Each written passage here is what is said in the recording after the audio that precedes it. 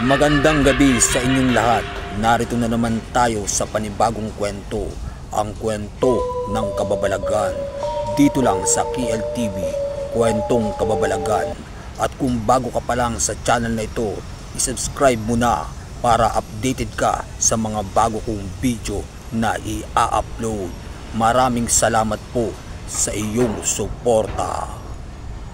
Sa baryo ng San Isidro, may isang binata na kilala hindi lang sa kagwapuhan, kundi sa pagiging walang awa sa puso ng kababaihan, Marco Vergara. Anak siya ng mayamang magsasaka, kaya sanay sa marangyang buhay at pagkuha ng gusto niya. Sa baryo, para siyang isang prinsipe sa paningin ng mga babae, ngunit isa rin siyang malupit na manlalaro ng damdamin. Hindi na mabilang ang mga babaeng niligawan niya, pinaniwala sa mga matatamis na pangako at iniwan sa gitna ng pag-ibig. Pero sa mga babaeng yon, may isa na dapat hindi niya ginalaw, Clarita San Juan. Ang babaeng may lihim tahimik si Clarita, maganda, ngunit may misteryosong presensya. Laging nakasuot ng itim, bihira makipag-usap, at nakatira sa isang lumang bahay sa dulo ng baryo, malapit sa kagubatan. May mga tsismis na siya raw ay apo ng isang sikat na mangkukulam noong panahon ng hapon. Hindi ito pinansin ni Marco, para sa kanya walang sinumang babae ang hindi niya kayang paibigin. At yun nga ang nangyari, sa loob lang ng ilang linggo, nahulog si Clarita sa kanyang mga matamis na salita. Ngunit isang gabi, nang tila sawa na si Marco, iniwan niya ito ng walang paalam at lumipat sa panibagong babae. Ang unang palatandaan, ilang araw matapos niya iwan si Clarita, nagsimula ang kababalaghan. Gabi yun ang inuman sa plaza, pauwi si Marco at dumaan sa ilalim ng punong balete. Biglang may malamig na hangin na dumampis sa batok niya kasabay ng isang mahinang tinig. Open quote, Marco, babayaran mo ang ginawa mo. Close quote. Pag-uwi niya, humarap siya sa salamin at napansin na may itim na marka ng kamay sa kanyang lig. Parang pinisil ng sobrang higpit. Hindi ito maalis kahit anong kuskos. Ang simula ng sumpa kinabukasan, tuwing makaakita siya ng babae, nag-iiba ang mukha nito. Nagiging maputla, may madugong mata at nakangiting parang baliw. Sa tuwing dumarating ang hating gabi, may maririnig siyang matatalas na kuko na kumakaskas sa bubong ng bahay nila, kasabay ng bulong.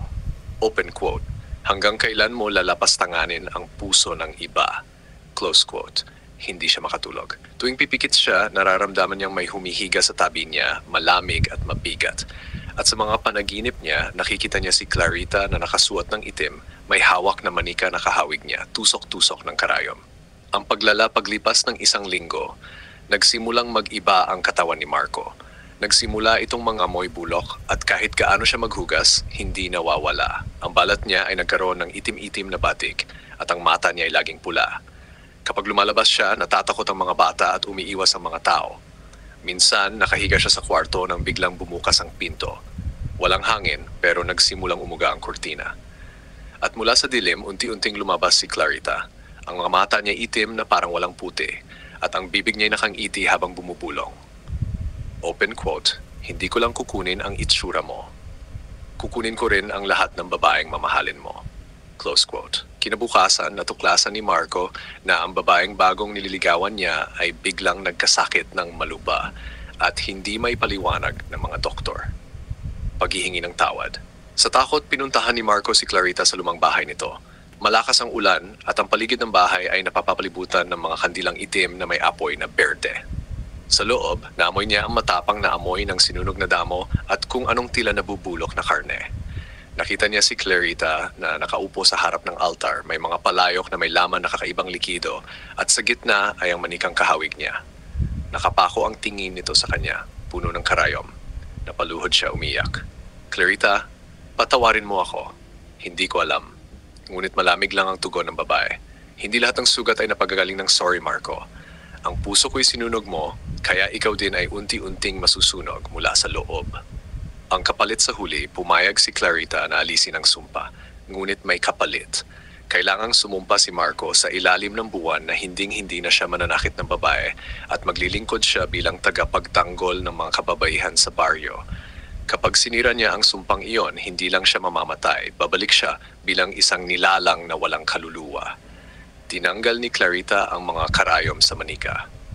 Unti-unting bumalik ang lakas ni Marco, ngunit ang kanyang kagwapuhan ay tuluyan ng nawala, pinalitan ng mga pilat at kulay, abong balat. Isang paalala, ng sumpa, pagbabago. Simula noon, si Marco ay naging tahimik at mabuting tao. Tinulungan niya ang mga magsasaka, nagligtas ng mga kababaihan sa masamang loob at hindi na muling naglaro sa puso ng kahit sino. Pero tuwing gabi ng kabilugan ng buwan, nakikita siya ni Clarita mula sa malayo at kapag nagtagpo ang kanilang mga mata, ramdam pa rin niya ang lamig ng sumpa na minsan ay halos kumitil sa kanya. Aral open quote. Huwag gawing laruan ang damdamin ng iba. Ang sakit na ibinabalik ng sugatang puso ay maaring higit pa sa sakit na iyong ibinigay. At tandaan, hindi lahat ng tao ay basta-basta mo lang pwedeng lokohin dahil ang iba may kapangyarihang magbalik ng sakit ng 10 ulit. Paalala, ang aking mga video na ina-upload dito po sa YouTube ay hindi po para manakot. Ito po ay for entertainment purpose only. Maraming salamat po.